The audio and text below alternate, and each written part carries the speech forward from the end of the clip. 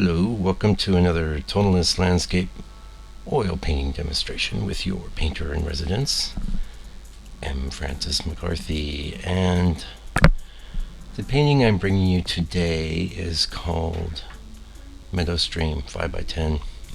I actually painted this back in August or so. And if you were one of my most loyal of video watchers, you would have seen this already. You would have seen this painting already. It's on my blog, and just didn't have it up on YouTube. And but I'm very keen on this painting, and so I know some of you are you're loyal but busy. Whatever. Path of least resistance. We talked about that last time I did a repeat video, and I do have some nice new videos. I have to catch up on my processing and things. I put one up last week. Really fond of that painting. I think I did. Hope I did. Pretty sure I did. Let me have a look here. Yes, I did. Yeah, and that was called "Evening is Coming," and quite a nice little painting.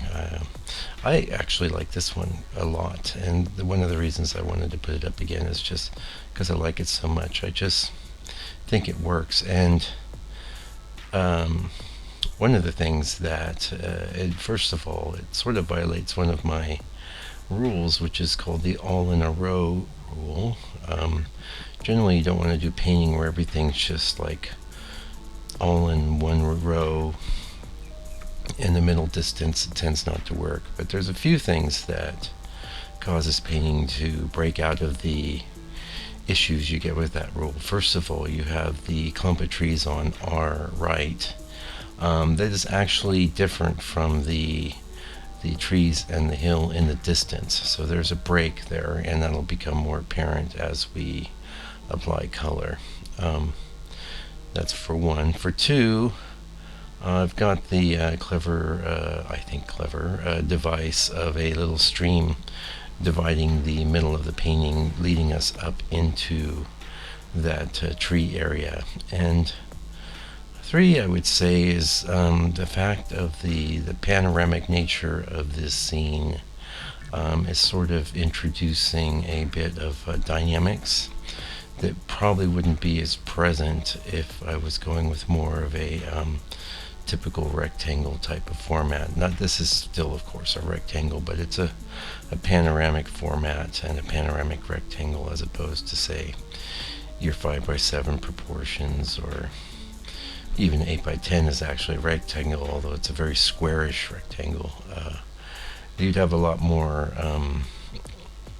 stasis with that sort of rectangle than you have with this kind of panorama. We expect with panoramas to have a greater emphasis on horizons and lines, because we're seeing so much larger of a segment of the landscape. So it feels okay, and I'm real happy with this painting. I think I still have it. Don't think I've sold it, but I know it will sell because it's a good one. Speaking of sales, had some good sales recently. Thank you if you're somebody that's come into my studio and got a painting and you're following this channel. Really appreciate the support. It's great when people actually help artists with things like buying their work and putting their art up in their homes. It's really sending the right message to the universe. It's sending a message that you support human creativity instead of industrialism, or not that industrialism has its benefits, of course, but as a way to decorate your home, I think it sucks. Why not have somebody's original efforts up in your home on the wall? And it's amazing how many people have nothing at all on their walls these days, and I think it's just a symptom of the kind of lack of education and lack of emphasis on teaching people about the finer aspects of life and the finer aspects of history and art history and things like that. When you have some knowledge about those things, you're more inclined to be interested in art, and therefore to help support your fellow human beings that are, trying to make it as artists or fine artists. And, granted, there's a whole cadre of artists that are being supported indirectly because they're working on graphics, or they're working on movies, or they're working on any of the countless little places you can work where you're a commercial artist and you're applying your trade. And the unfortunate thing, I mean, sometimes these people can do remarkable work, and some of it can even be moving in the case of movies and things. But ultimately, is this the work they want to be doing? Is this the work that moves them? That's what it means to be a fine artist, really.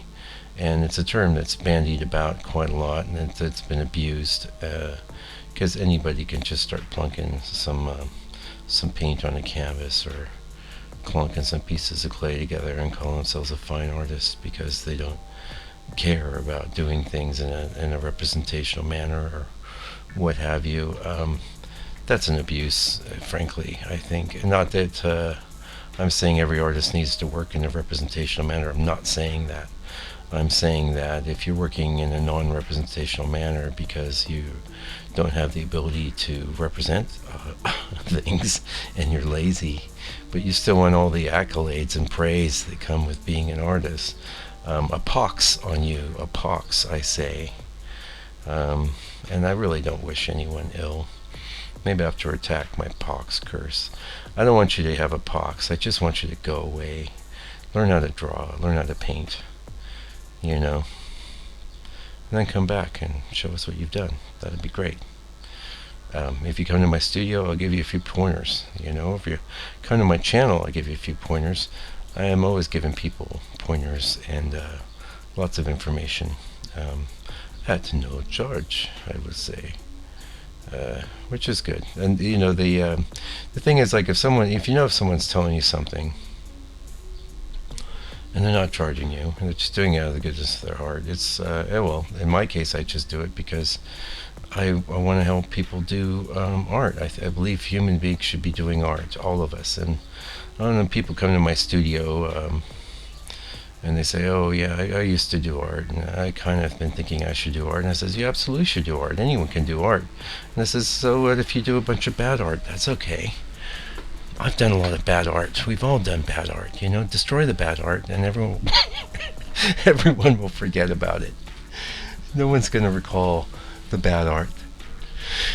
Oh, pardon me, I stretch a little here. Okay, so today is Saturday, January 5th. Happy New Year. Happy 2019.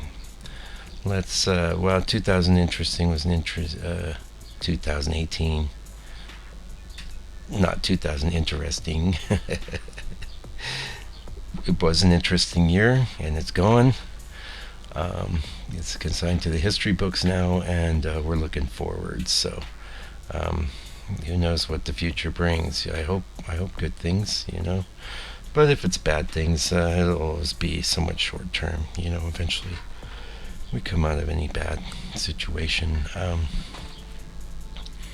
2018 was a pretty good year for me. I sold a lot of work, and I like selling work because I have a lot of work, and I have expenses. I have a studio, tubes of paint, rent to pay.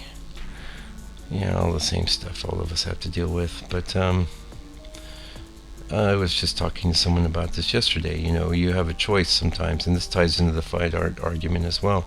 I was a commercial artist. I know how to make money doing commercial art, and you can have a fulfilling existence as a commercial artist, don't get me wrong. There's a lot of stresses that will become more apparent the longer you do it, but I did it for a while, and I was pretty happy. And as a person, the thing is, though, when you decide, okay, I'm just gonna do what I want to do, I'm gonna do the thing I love, I'm gonna do the thing that I think is the best thing to bring into this world, it can be it can be a bit lonely, especially in my case, working in this tonalist vein, which isn't, people that come to this channel, they love it, and people that buy my paintings, they love it. But a lot of people just don't get it. They don't understand what's going on, and they don't care. So, and I'm not saying you should care about things you don't care about. I mean, we all have our purview. We all have the things that interest us. But painting interests me very greatly, and tonalism even more so. And this last year or so, I've had some good sales. I've had some good paintings. This is one of them. If it's a choice between, making lots of sales or and not many good paintings, or making lots of good paintings and not many sales, I'll go for the good paintings, because one of the reasons I'm doing this at my illustrious age of 53, soon to be 54, is because I know that these things are going to be around when I'm not. And that is, I'm not the first artist, of course, to reckon with this concept. All of us that are artists do and are aware of it, and we're aware that the work will continue after we are gone. And now you can come at that from a place of vanity, like, I really want to be remembered, or you could just come from a place of like, well, I was here, I was working. This is how I saw things. This is what moved me, and that gets into, we were watching this show on Netflix about the art market. I know we're getting close to the end here. I think I can fit this in, but Fake or Fortune, and you're looking at all these paintings that a really, really poor Renoir that won't get documented as a Renoir. If it had been documented as a Renoir, it would have been worth $150,000, even though it's a mediocre painting. As it stands, it's worth maybe $15,000, $20,000. It's still a mediocre painting by a known artist. But Renoir knew the deal. He knew that even his mediocre paintings would be worth something, when he passed on. Anyway, hey, thanks for joining me today. Sorry for the ramble, but you got to be used to it. There were some nuggets in there. Come back real soon, because I'll have another video up. I'm going to shoot for midweek. I don't know if I did that last week, but all else failing, I will definitely get one up by next Saturday. So meanwhile, please take good care and stay out of trouble.